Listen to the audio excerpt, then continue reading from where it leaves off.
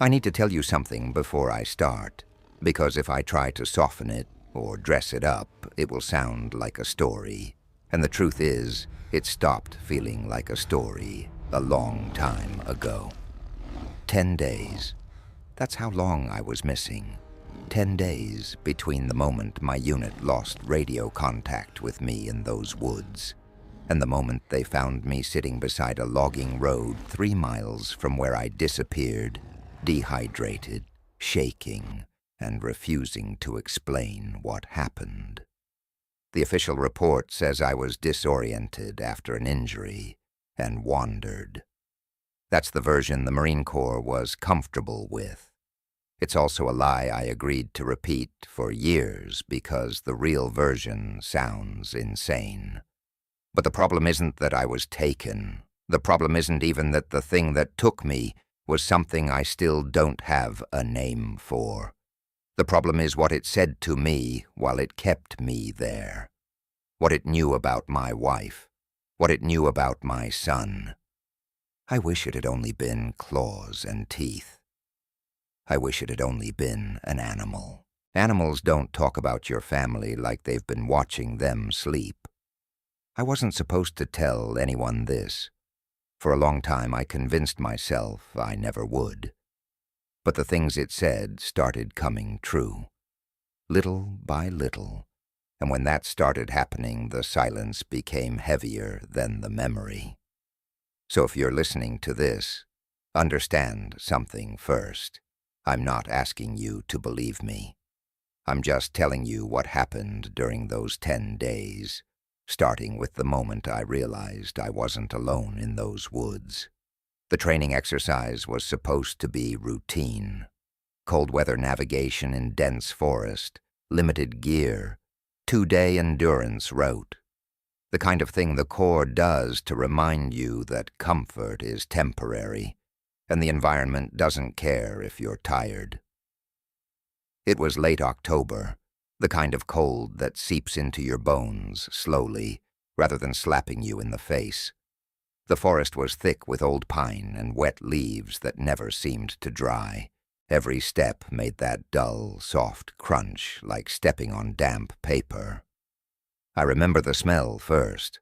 Rotting wood, wet soil, the faint metallic scent of the gear on my vest. Normal woods smell. Nothing unusual, at least not at first. I'd been moving alone for maybe 3 hours when I realized the forest had gone quiet. Not silent. Woods are never silent.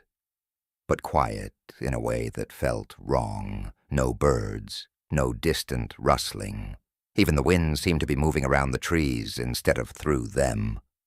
I stopped walking because something in my chest told me to.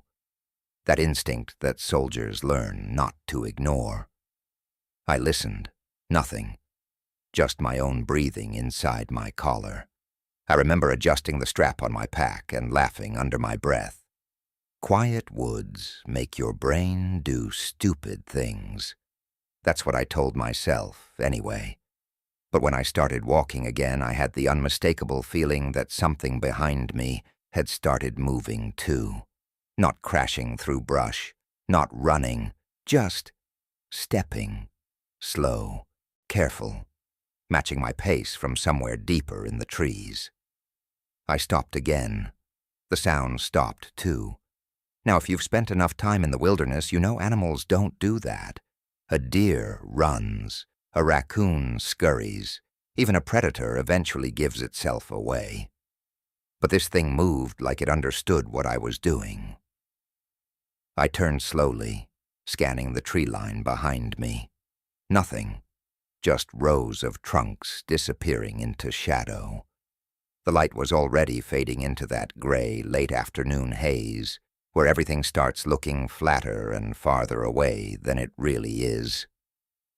For a moment I considered the possibility that another Marine was shadowing me as part of the exercise.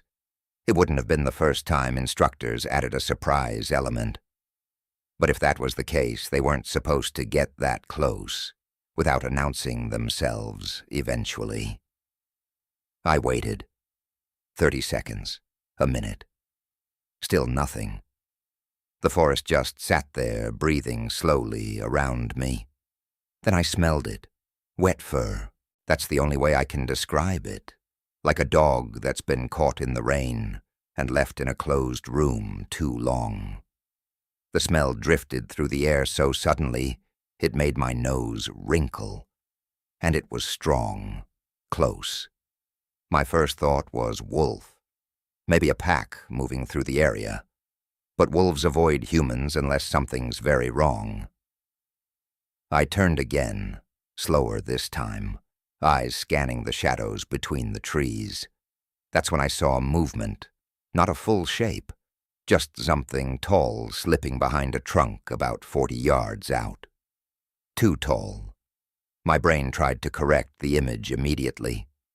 Probably a trick of the light, probably a branch shifting.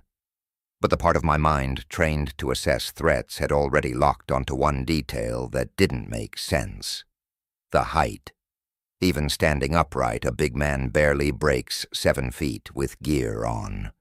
Whatever moved behind that tree had been taller than that. For a few seconds, I just stood there staring at the spot where it disappeared. Then I heard the breathing, not mine, something deeper, slower. The kind of breath that carries weight behind it. My hand moved to the knife on my vest before I even realized I was doing it. That's when it stepped out from behind the tree, and the first thought that entered my mind was simple and stupid and completely honest. That thing should not exist. It stood there partially in shadow, like it was deciding whether I was worth the trouble. 8 feet tall, at least, maybe more. The body shape was wrong in ways that took my brain a second to process. Long arms, broad chest, legs bent slightly backward like a dog's hind legs. The head was the worst part, because the head looked exactly like a wolf's, except larger, heavier, and attached to something that was standing upright like a man. Its fur was dark gray, almost black along the shoulders, wet in places like it had come through a creek. And the eyes. The eyes were the color of old brass, catching the last light of evening. We stared at each other for maybe 3 seconds. Then it smiled. I know how that sounds. Wolves don't smile. Dogs barely smile. But the corners of its mouth pulled back just enough to show teeth that were too long and too white. Not a snarl, not a threat. Something worse. Recognition. I felt the cold run down my spine before my brain even caught up with what I was seeing. My training said, move. My body said, freeze.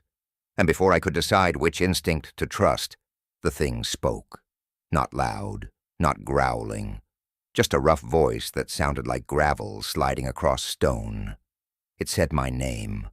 The forest around us seemed to hold its breath when that happened, because the voice wasn't just a noise. It carried shape. Words. Human words. My name hung in the air between us like something fragile.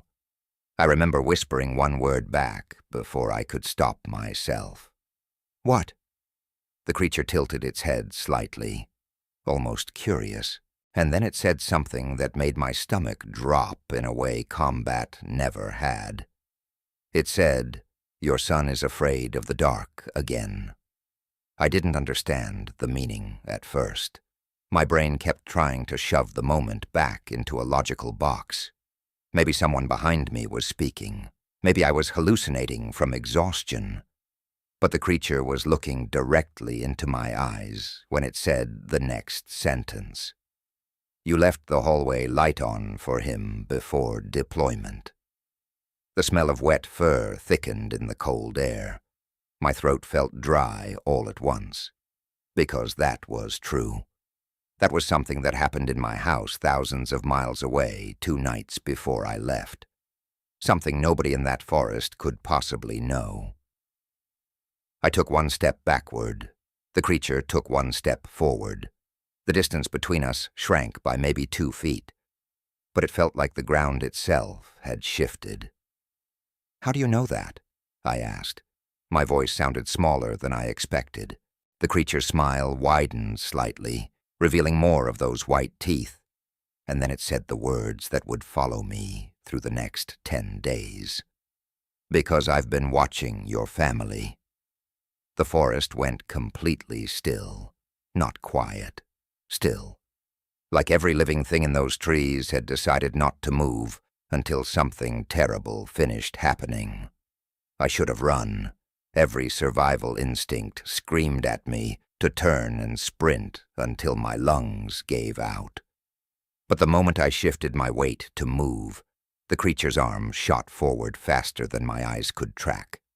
The hand closed around the front of my vest and lifted me off the ground like I weighed nothing. I remember the sensation of my boots leaving the leaves, the sudden rush of cold air under my legs, and those brass-colored eyes staring into mine from inches away.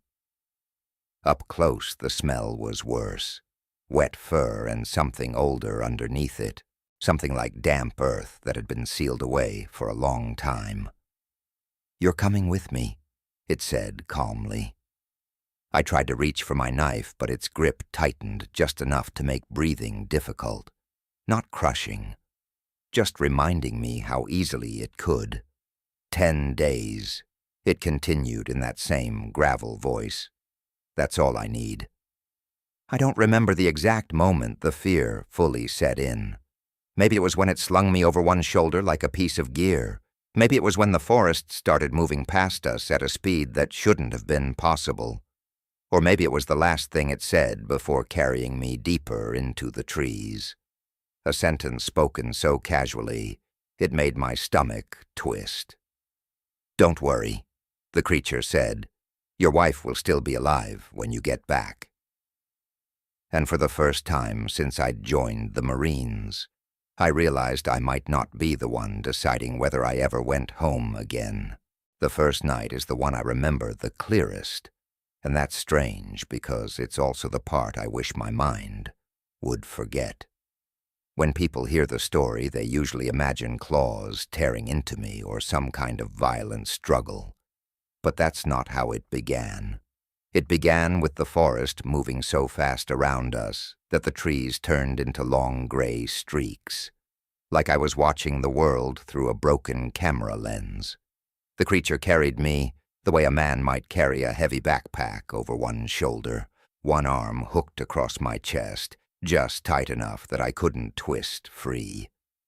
Every few strides, my boots brushed the tops of ferns or low branches, and the cold air whipped across my face so hard my eyes watered. I tried counting seconds, tried mapping direction in my head the way we're trained to during disorientation drills, but the ground beneath us changed too quickly. Wet leaves became gravel, gravel became thick moss. At one point I heard water rushing somewhere close, which meant we crossed a stream or small river, but I never saw it because my face was pressed against the creature's back. The fur there was coarse and damp, and every time it moved, the muscles underneath shifted like heavy cables pulling beneath a tarp. The smell clung to everything, wet animal fur mixed with the sour odor of something old, something that reminded me of caves and forgotten places. I kept waiting for pain, for the moment it decided to tear me apart. But that moment never came. Instead, the creature moved with steady, deliberate purpose, as if it had already decided exactly where I was going long before it grabbed me. After maybe 20 minutes, maybe an hour, time had already started bending in strange ways. The forest changed again. The ground sloped upward sharply, and the air grew colder, sharper in my lungs. I heard wind pushing through higher branches and the distant crack of shifting rock. Then the creature slowed. Its strides shortened until finally it stopped altogether. For a few seconds it just stood there, breathing. Each inhale lifted my body slightly, where I hung across its shoulder. Each exhale came out as a low rumble I could feel through its chest. Then it lowered me to the ground. Not gently, but not violently either. just a controlled drop that left my boots planted in soft dirt. My legs wobbled the second my weight hit them. I hadn't realized how tense my muscles were until that moment. The creature stepped back a few feet and watched me. We were standing at the mouth of a narrow rock formation that opened into darkness. Not a large cave the way you see in movies, but a low, jagged entrance cut into a hillside, half hidden by thick roots and hanging vines. The smell pouring out of that opening was worse than the smell of its fur. Damp stone, rotting leaves, old water, something else underneath it that made the back of my throat itch. I glanced behind me automatically, measuring distance, calculating escape routes. Dense forest, steep slope. And somewhere behind all that, miles away, the training area my unit still believed I was navigating through. The creature noticed where I was looking. It made a soft sound that might have been a chuckle. "You won't make it far," it said. Hearing that voice again up close made my skin crawl. The words were clear, but the sound underneath them carried a low animal vibration, like two voices layered together slightly out of sync. I didn't answer. Marines are trained to control panic, to compartmentalize fear, but none of that training includes a scenario where the thing speaking to you looks like a wolf standing 8 feet tall. The creature tilted its head again, studying my face like it expected a particular reaction. "You're calmer than most," it said after a moment. "Training." My throat felt dry, but I forced the word out anyway. The creature nodded slowly, as if that explained everything. Then it gestured toward the cave entrance with one long clawed hand. "Inside." I hesitated. The creature's eyes narrowed slightly. "Inside," it repeated, not louder, but with enough weight behind the word that my body moved before my pride could argue. The cave swallowed the last of the evening light almost immediately. After 10 steps, the forest behind us had vanished into darkness. The creature moved past me and deeper into the passage, its shoulders brushing the rock walls as it walked. I followed because the alternative was standing alone in the dark with something I already knew could outrun me without effort. The floor of the cave sloped downward gently, packed dirt mixed with scattered stones that shifted under my boots. Water dripped somewhere ahead in slow, steady intervals. The sound echoed strangely through the narrow passage, like the cave was breathing in its sleep. After about 30 yards, the tunnel widened into a small chamber. Faint light filtered down from a crack in the rock ceiling far above, just enough to reveal the shape of the space.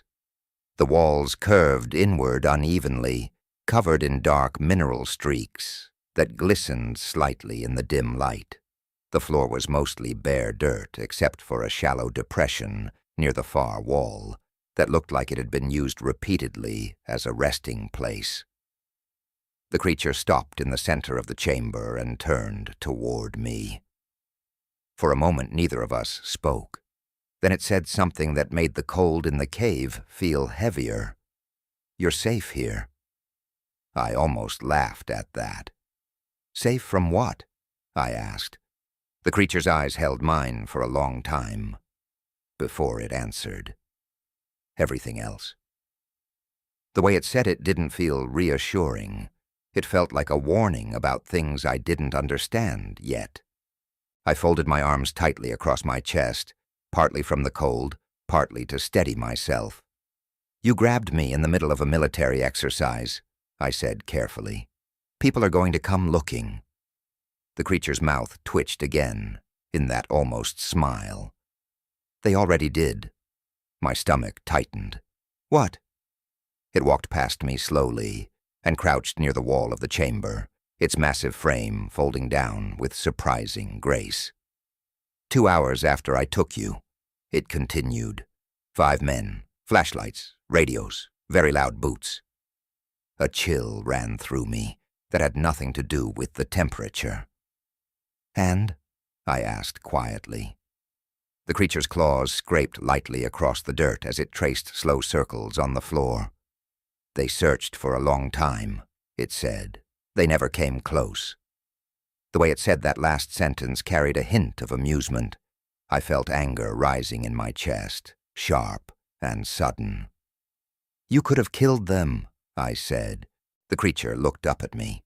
"Yes." The single word hung in the air like a weight. My hands tightened into fists. "Why didn't you?" The creature's eyes reflected the faint light from the ceiling crack, turning them into dull golden coins. For a moment it didn't answer. Then it said something that made my chest feel hollow. "Because you were more interesting." The cave seemed smaller after that, the air heavier. I rubbed the back of my neck, trying to push the tension out of my shoulders. "You said 10 days, I reminded it. "Why?" The creature leaned back slightly against the rock wall, its long arms resting across its knees. For the first time since I'd seen it, its expression looked almost thoughtful. "Conversation," it said finally. I stared at it. "You kidnapped a Marine in the middle of the woods for conversation?" "Yes." It said the word like it was the most obvious thing in the world. I opened my mouth to respond, but the creature raised one clawed finger slightly. "Also observation." My stomach sank again. "Observation of what?" I asked.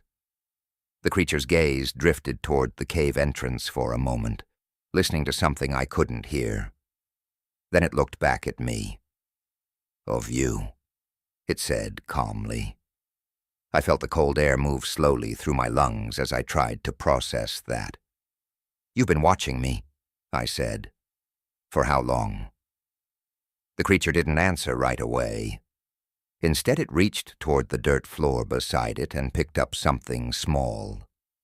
When it held the object up into the faint light, my chest tightened instantly. It was a photograph, creased and slightly dirty, but unmistakable.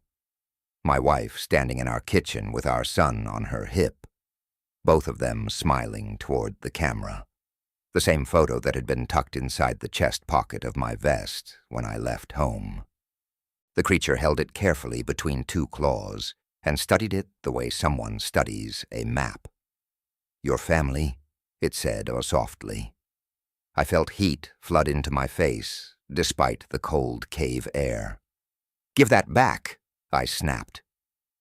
The creature's eyes flicked up to mine again, and that almost smile returned slowly to its mouth. "They're important to you," it said. I took a step forward. I said, "Give it back." The creature tilted its head slightly, the same curious gesture it had made in the forest earlier. Then it handed the photograph to me without resistance. The paper felt damp and cold in my fingers. I slipped it back into my pocket quickly, suddenly aware of how exposed that small piece of my life had been in its hands. The creature watched the motion closely. "You see," it said after a moment, "this is why I chose you." A knot formed in my stomach. "Chose me for what?" The creature leaned forward slightly, resting its elbows on its knees. Its voice dropped just enough that the cave walls seemed to lean closer to hear it. "Because," it said slowly, "you're the only one who will understand what's going to happen to them." The words landed in the quiet cave, like a stone dropping into deep water. I felt my heartbeat pick up immediately. "What are you talking about?" I asked. The creature didn't answer right away. Instead, it turned its head toward the darkness of the tunnel behind us, as if listening again to something far away. When it finally looked back at me, those brass-colored eyes seemed darker somehow. "We'll talk about that tomorrow," it said calmly. Then it lowered its massive body into the shallow depression in the dirt and closed its eyes like the conversation was finished. I stood there in the cold cave, staring at it, the photograph of my family heavy in my pocket. And somewhere deep in my gut, a quiet voice kept repeating the same thought over and over again. The creature hadn't taken me because it was hungry. It had taken me because it knew something about my family that I didn't. And the worst part was the way it said it. Not like a threat, like a promise. Sleep didn't come that first night. Not the way sleep usually does. Normally your body reaches a point where exhaustion pushes everything else aside and you drop off, whether you want to or not. But the cave had a way of keeping your nerves awake. Every sound felt amplified in that narrow space, water dripping somewhere deeper in the rock. The slow scrape of shifting dirt when the creature moved in its sleep. And underneath it all, the steady rise and fall of its breathing, deep enough that I could feel the vibration of it through the ground where I sat. I stayed against the far wall with my back to the stone, knees pulled slightly toward my chest to conserve warmth. The cave air was colder than the forest had been, damp in a way that crawled into your bones slowly. My breath fogged faintly in front of me each time I exhaled. Every few minutes I glanced toward the creature to make sure it was still where it had lain down. It hadn't bothered tying me up or blocking the entrance. That alone told me more about my situation than anything else. It knew I couldn't leave. At some point during the night, I must have drifted for a few minutes because I remember jerking awake, suddenly to the sound of something shifting near the tunnel. For half a second, my hand reached instinctively for a rifle that wasn't there. The creature's head lifted slowly from where it lay in the dirt. Its ears turned toward the tunnel like radar dishes locking onto a signal. The movement was so natural, so animal, that it almost made me forget the thing could speak. For several seconds, neither of us moved. Then a faint sound echoed down the tunnel from somewhere outside. A branch snapping, the distant crunch of boots on frost-hardened leaves. My pulse kicked up instantly. Search team. The realization hit me like a surge of electricity. I leaned forward slightly, straining to hear more. The sound came again, voices this time. Faint but unmistakable. Two men talking somewhere above the cave entrance. My chest tightened with sudden hope so sharp it almost hurt. The creature turned its head slowly and looked at me. Not angry, not surprised, just aware. I opened my mouth to shout, but the creature raised one clawed finger toward its muzzle in a quieting gesture. "If you call out," it said softly, "they will die." The words landed with a calm certainty that froze the sound in my throat. I stared at it. The voices outside grew slightly clearer as the men moved through the forest above us. One of them laughed about something. The normal human sound of it felt surreal in that dark cave. "They're close," I whispered. The creature nodded once. "Yes." "Then let them find me," I said. "This ends now." The creature tilted its head slightly, studying my face again the way it always did when something about me interested it. "You misunderstand," it said quietly. "They're not looking for you anymore." The hope in my chest flickered. "What are you talking about?" I asked. The creature's eyes drifted toward the tunnel as the voices outside faded slightly, the men continuing past the hill above us. "They believe you wandered north," it explained. "They are searching in the wrong direction." My jaw tightened. "You can't know that." The creature's gaze slid back to me slowly. "I watched them leave the command post," it said. "I listened to the radios." A cold feeling spread across my shoulders. The idea of this thing moving close enough to observe trained Marines without being seen made my stomach twist. "Then you could have led them here," I said. The creature gave a soft rumbling sound that might have been amusement. "Why would I do that?" The voices outside faded further until the forest returned to its quiet breathing again. My hands clenched against my knees. The silence that followed felt heavier than before. "You said 10 days. I reminded it again. "Why 10? The creature stretched slowly, long limbs extending across the dirt like a waking animal testing its muscles. When it stood, the top of its head nearly brushed the low ceiling of the chamber. "Because that is how long it takes," it said. "For what?" I asked. The creature walked past me toward the tunnel entrance, stopping just before the faint gray light that marked the outside world. "For you to understand," it replied. I pushed myself to my feet, despite the stiffness in my legs. "Understand what?" The creature didn't answer right away. It stood there, listening to the forest beyond the cave, like it was reading something written in the air. After a long moment, it turned slightly, just enough that one brass-colored eye caught the dim light. "Your family is already part of this story," it said quietly. The words tightened something deep in my chest. "Stop talking about them like that," I snapped. The creature's gaze held mine for a moment longer. Then it stepped out of the cave and disappeared into the gray morning light. For several seconds I just stood there, unsure if the conversation was really over. The cave suddenly felt larger, without its massive frame inside it. I walked slowly toward the entrance and stopped just short of stepping outside. The forest beyond looked normal, cold morning air drifting between tall pine trunks, frost clinging to fallen leaves. Nothing about it suggested the nightmare I was standing in. I considered running then. The slope below the cave dropped steeply into dense undergrowth that might hide my movement for a while. If I moved fast enough, maybe I could put distance between us before it returned. But the memory of how fast it had carried me through the woods replayed in my head. Running would buy minutes at best, maybe less. I stayed where I was. An hour passed, maybe 2. The sun climbed higher somewhere beyond the tree canopy, sending weak shafts of light through the branches. My stomach started reminding me that the last real meal I'd eaten had been the day before the exercise began. Eventually the creature returned.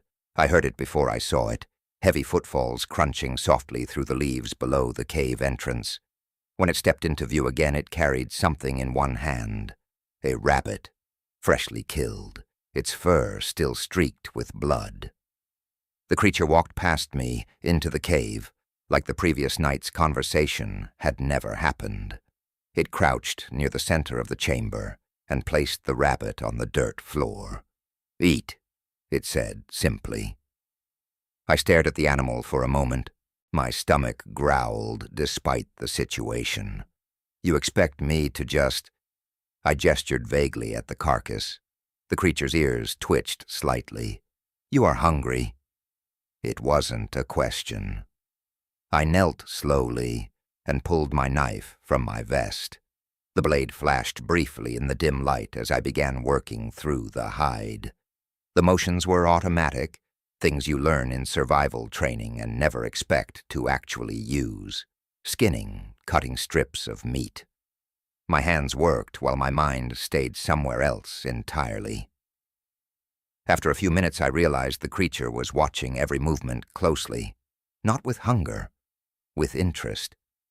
"You've seen humans do this before," I said without looking up. "Yes," it replied, "but not many." I paused for a second. "How long have you been out here?" The creature considered the question like it was deciding how honest to be. "Longer than your country has existed," it said finally. I almost laughed at that, but something about the way it said it stopped the sound in my throat. "Right," I muttered, slicing another strip of meat free. The creature leaned slightly closer. "You don't believe me?" "No," I said flatly. "I don't." The creature's eyes glinted faintly. "You will." I finished preparing the meat and hesitated before taking the first bite. It was raw, cold, metallic tasting, but hunger made the decision easy. I forced myself to chew slowly. Across the cave, the creature watched in silence. After a while, it spoke again. "Your son had a nightmare 3 nights ago," it said casually. My jaw stopped moving. The taste of blood sat heavy on my tongue. "Stop," I said quietly. The creature ignored the warning. "He woke your wife at 2 in the morning," it continued. "He told her there was something outside his window." My hands tightened around the knife. I said, "Stop." The creature's voice remained calm. She checked the yard. She saw nothing. My heart was pounding now, hard enough that I could feel it in my throat. "Why are you telling me this?" I asked. The creature leaned forward slightly. The faint light from the ceiling crack reflected in its brass-colored eyes again. "Because," it said softly, "this is the part where the story begins to change." A cold pressure settled into my stomach. "What story?" I asked. The creature's mouth curved slowly into that terrible, almost smile again. And then it said the sentence that made the cave suddenly feel like it had no air left inside it. "The one where your son starts seeing me, too." For a long moment after it said that, the cave felt smaller than it had before. Not physically smaller, just tighter somehow, like the air had thickened. My fingers were still wrapped around the knife, but I wasn't cutting anything anymore. The rabbit meat hung half-sliced in my other hand, while my mind tried to process what I had just heard. "That's not funny," I said finally. My voice came out quieter than I expected. The creature's expression didn't change. "I am not joking." The steady certainty in its voice made my chest tighten again. I forced myself to breathe slowly through my nose, the way we're trained to do when panic starts creeping in. "You're lying," I said. "You're trying to mess with my head." The creature tilted its head slightly, studying my face again the way it always did when I reacted strongly to something. "Why would I do that?" it asked calmly. I let out a short, humorless laugh. "Because you dragged me out here and you're bored," I snapped. "Because you want to see how I react." The creature considered that for a few seconds. "That is partially true," it admitted. Something in the way it said that made my stomach twist. "But the part about your son seeing me is also true." I stood up suddenly, the knife still in my hand. The movement echoed off the cave walls in a sharp scrape of boots against dirt. "You've never been near my house," I said, louder now. The creature didn't move. "You don't know where I live." The brass-colored eyes held mine steadily. "I do," it said. My jaw tightened. The anger building in my chest felt safer than the fear underneath it. "Then prove it," I challenged. "Tell me where." The creature leaned back slightly, long arms resting loosely against its knees again. For a few seconds it didn't answer. Then it spoke in the same quiet voice. "Blue siding," it said. "2-story house, white porch railing your wife repainted last summer." My heartbeat stuttered once. The knife in my hand suddenly felt heavier. The creature continued watching me carefully, like it was measuring the effect of each word. "There is a swing in the backyard," it added. "Your son fell from it in August and chipped a tooth." The cave seemed colder all at once. I hadn't told anyone about that fall outside our immediate family. Not my unit, not the guys back on base. It was one of those small domestic moments that never leaves the walls of your house. "Stop," I said again. The creature's ears twitched slightly, but it didn't stop. "Your bedroom window faces east," it continued. "The hallway light outside your son's room stays on most nights." I took a step toward it before I realized I was moving. The knife lifted slightly in my hand without conscious thought. "How?" I said through clenched teeth. "Do you know that?" The creature watched the blade calmly. No fear, no tension, just interest. Because I've been there, it said. The words hit harder than I expected. My chest felt hollow for a second, like the air had been punched out of it. You're lying, I said again, but the confidence was gone now. The creature slowly reached out one long arm and picked up a small stone from the cave floor. It turned the rock over in its claws thoughtfully before speaking again. 3 nights before you deployed, it said quietly, your son stood at the window and stared into the yard. The stone clicked softly against another rock as it rolled between its claws. He thought he saw something near the trees. My mouth felt dry. I remembered that night.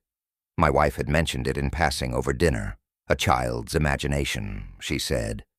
Too many scary cartoons before bed. The creature's voice continued softly. He was correct.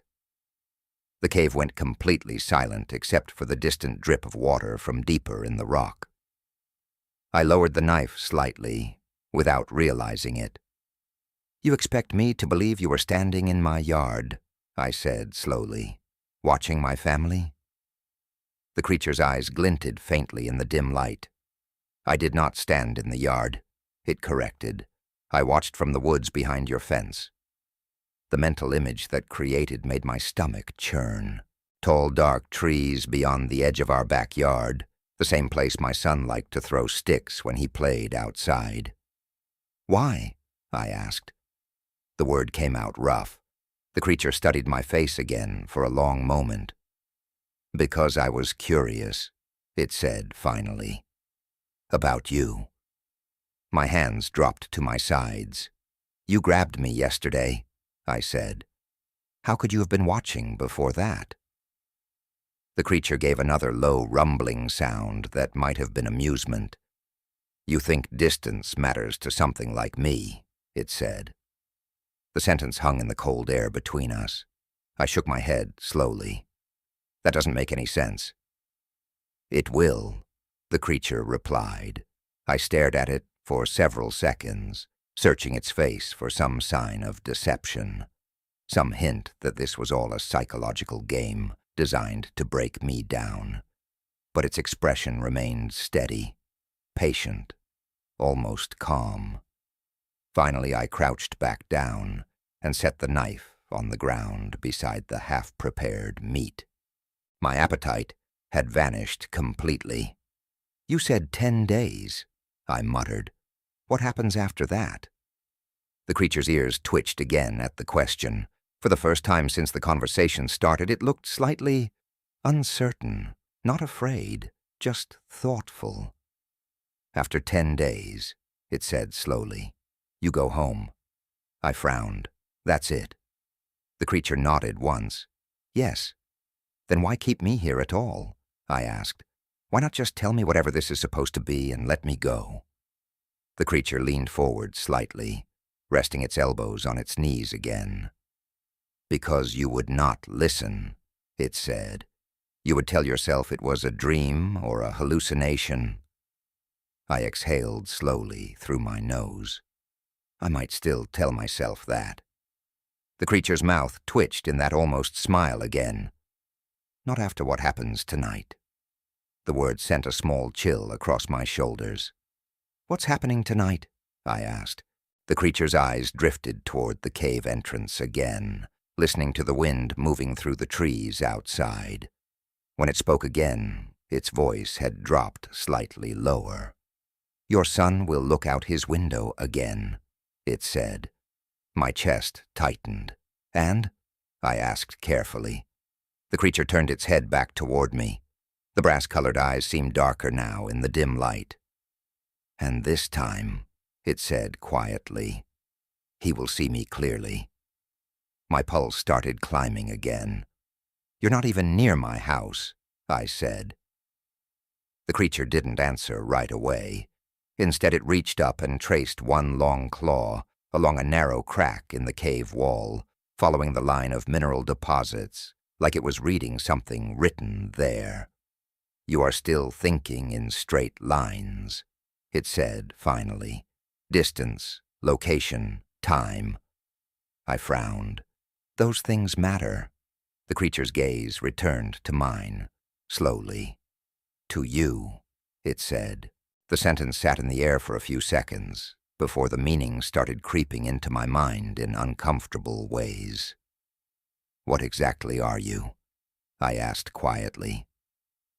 The creature held my gaze for a long time, before answering. When it finally spoke, the words were slower than before, more deliberate. Something your species once understood, it said, before it forgot. I rubbed a hand across my face, trying to clear the growing pressure behind my eyes.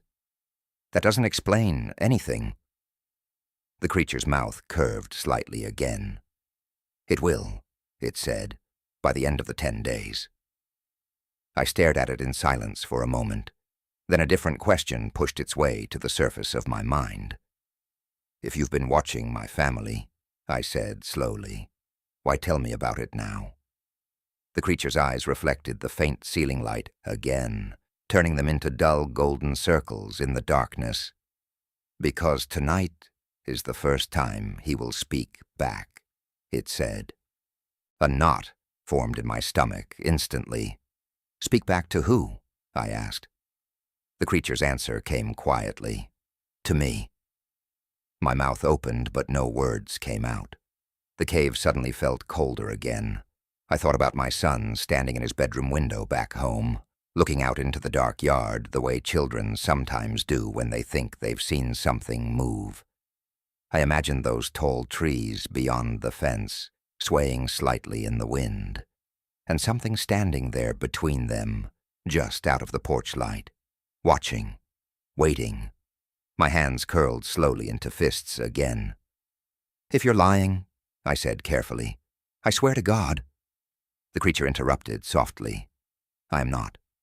Its voice carried the same calm certainty it had used all morning. You will understand soon. I swallowed slowly, trying to push down the rising panic. Understand what? I asked. The creature leaned back against the cave wall again, settling into the same relaxed posture it had used the night before, but its eyes stayed fixed on me the entire time. Why your family was chosen, it said. The words sat in the cold air between us like something alive. My pulse thudded heavily in my ears. Chosen for what? I asked. The creature's mouth curved slightly once more, not wide enough to show teeth, just enough to make the expression feel wrong. And then it said the sentence that would replay in my head for the rest of my life. For the same reason, I chose you. The rest of that day passed slower than anything I had ever experienced in combat, training, or survival exercises. Time inside that cave seemed to stretch and fold in strange ways. Every minute felt long enough to think 100 thoughts. But when I looked toward the thin slice of daylight at the entrance, the sun barely seemed to move. The creature didn't speak much after that conversation. It sat against the wall with its long arms resting loosely over its knees, eyes half closed like it was listening to something far away. Not sleeping, just waiting. That silence was worse than the talking had been, because when it talked, at least I knew where its attention was focused. When it went quiet, I couldn't shake the feeling that part of it had gone somewhere else, entirely. I tried to stay busy. I finished preparing the rabbit meat even though my appetite hadn't returned. My hands moved automatically, slicing small strips and setting them aside on a flat stone. The smell of raw meat mixed with the damp cave air until the whole place carried that metallic scent. Every few minutes I caught myself glancing at the creature again, wondering what exactly it meant when it said my son would see it tonight. The logical part of my brain kept trying to push that idea aside. Distance mattered. Physical presence mattered. You couldn't just appear in someone's yard hundreds of miles away while sitting in a cave in the mountains. That wasn't how the world worked. But every time I tried to settle into that logic, the memory of the details it knew about my house crept back in. The porch railing my wife repainted, the chipped tooth from the swing, small things, private things. Eventually the quiet became too heavy to ignore. "You said my son will talk to you tonight," I said finally. The creature didn't open its eyes. "Yes." The single word echoed softly in the chamber. "How?" I asked. This time it did open its eyes. The brass-colored glow in them seemed stronger in the dim cave light. "You keep asking the wrong question," it said. "Then give me the right one." The creature studied my face for a long moment before answering. "Ask why he can see me at all." A small chill crept across the back of my neck. "Fine," I said. "Why can he see you?" The creature leaned forward slightly, resting its elbows on its knees. "Because some people are born with doors in their minds that never close," it said. "Children more often than adults." I frowned. "You're talking about imagination." The creature gave another quiet rumble that might have been amusement. "That is the word your species uses after it forgets the truth." I shook my head slowly. "You're saying my kid has some kind of ability?" The creature didn't answer right away. Instead, it reached toward the dirt beside it and slowly drew a rough circle with one claw. "Most humans only see the world that stands directly in front of them," it said quietly. "But sometimes a mind is built differently. Sometimes it notices the shapes moving just beyond the edge." I stared at the circle it had drawn in the dirt. "And you're one of those shapes?" The creature's eyes lifted to meet mine again. "Yes." The word settled heavily in the air between us. I exhaled slowly and leaned back against the cave wall again, rubbing a hand across my face. "You're telling me my son is seeing things that aren't supposed to be there," I said. "I'm telling you he is seeing things that are there whether humans notice them or not." The quiet returned again after that. Outside the cave, the wind shifted slightly through the trees. A few loose leaves scraped across the stone near the entrance.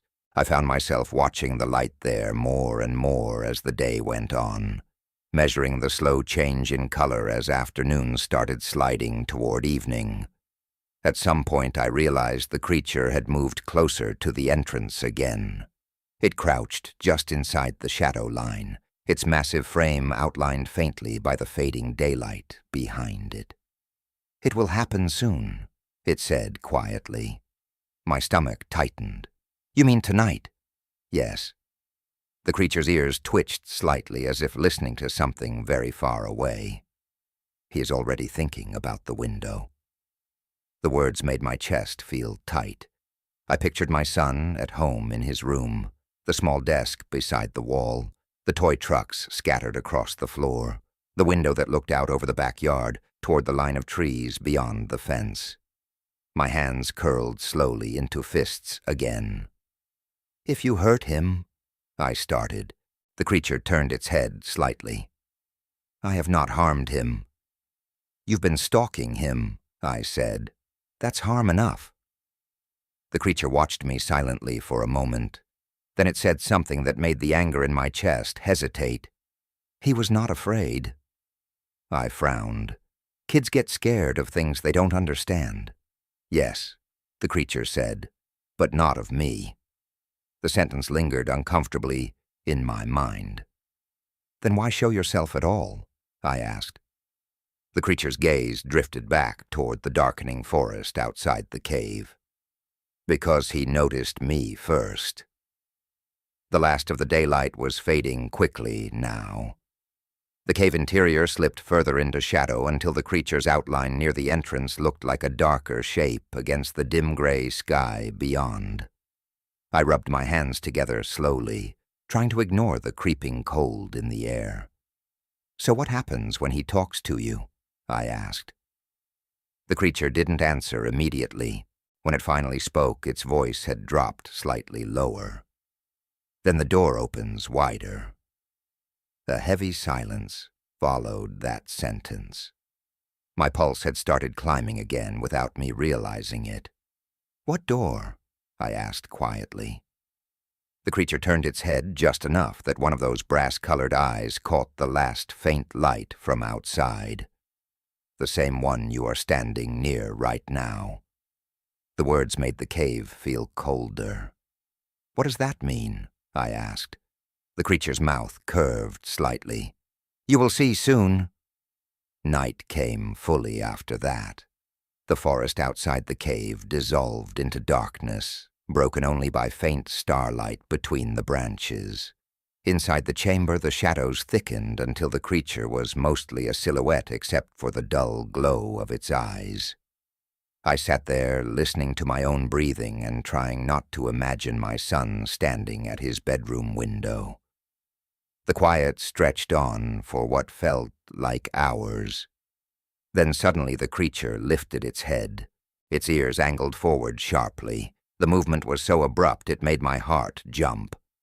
"It's starting," it said. My throat felt tight. "What is?" The creature didn't answer right away. It was staring into the darkness beyond the cave entrance like it could see something far away through the night. "He is at the window," it said softly. My hands clenched against my knees. "You're not even there," I said. The creature's eyes flicked toward me briefly. "Watch." The word hung in the air like a command. At first, nothing happened. The cave remained dark and silent except for the slow drip of water deeper in the stone. Then something changed in the air between us. It was subtle. A faint distortion, like heat, shimmering above pavement on a summer road, right in the center of the chamber, about 6 feet off the ground. I leaned forward slightly, staring at it. The distortion grew stronger for a moment, the air bending and twisting faintly, and then shapes began forming inside it. Blurry at first, colors smearing together like wet paint. But slowly the shapes sharpened. I felt my chest tighten as the image became clearer. A small bedroom, blue walls, toy trucks on the floor, and a little boy standing at the window staring out into the dark yard. My son. The cave seemed to tilt slightly around me. "What is this?" I whispered. The creature's voice came softly beside me. "A door," it said. My eyes stayed locked on the impossible image hovering in the air. My son shifted slightly near the window, peering out toward the trees beyond the fence. Then his small hand lifted slowly and pressed against the glass. "He sees you," I said quietly. The creature nodded once. "Yes." My throat tightened. "Then stop this." The creature's gaze remained fixed on the image. "It is too late for that." On the floating image, my son leaned closer to the window. His mouth moved slightly like he was whispering something. The creature took one slow step toward the shimmering doorway in the air. My heart started pounding hard enough to echo in my ears. "What are you doing?" I asked. The creature stopped just inches from the image. Its massive silhouette loomed against the light of the bedroom scene. And then, in that same gravel voice, it spoke a single quiet word. My son's name. In the image, the little boy's head snapped upward immediately. His eyes widened slightly as he looked straight toward the window, straight toward the creature, straight toward the cave. My stomach dropped, because he wasn't just looking outside anymore. He was looking directly at us. For a second, I couldn't breathe. The image hanging in the air wasn't blurry anymore. It was sharp enough that I could see the reflection of the hallway light behind my son, the same soft yellow glow we always left on for him when he slept. His small hand was still pressed against the glass, fingers spread wide, but his eyes weren't scanning the yard the way they normally would when a kid thought they saw something outside. They were locked onto one exact point in the darkness, locked onto the creature standing beside me. My son tilted his head slightly the way children do when they're trying to understand something unusual. His lips moved again. Even though I couldn't hear him clearly through whatever impossible window this was, I knew the shape of the word immediately. "Hello?" The sound reached us a moment later like a faint echo carried through water. The creature beside me leaned forward slightly. Its massive frame blocked part of the image for a moment before it adjusted its stance. "Good evening," it said softly. The calmness in its voice made the moment feel even more unreal. On the other side of the doorway, my son blinked slowly. He didn't scream. He didn't run. He just stared, curiosity slowly replacing the confusion in his face. "You're big," he said after a moment, Ray.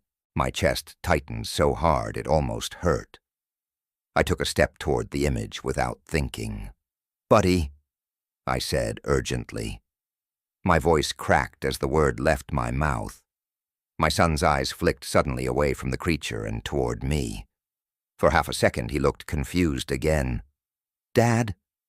The sound of that single word nearly dropped me to my knees. The creature lifted one long arm between us without even turning its head, not touching me, just blocking my approach.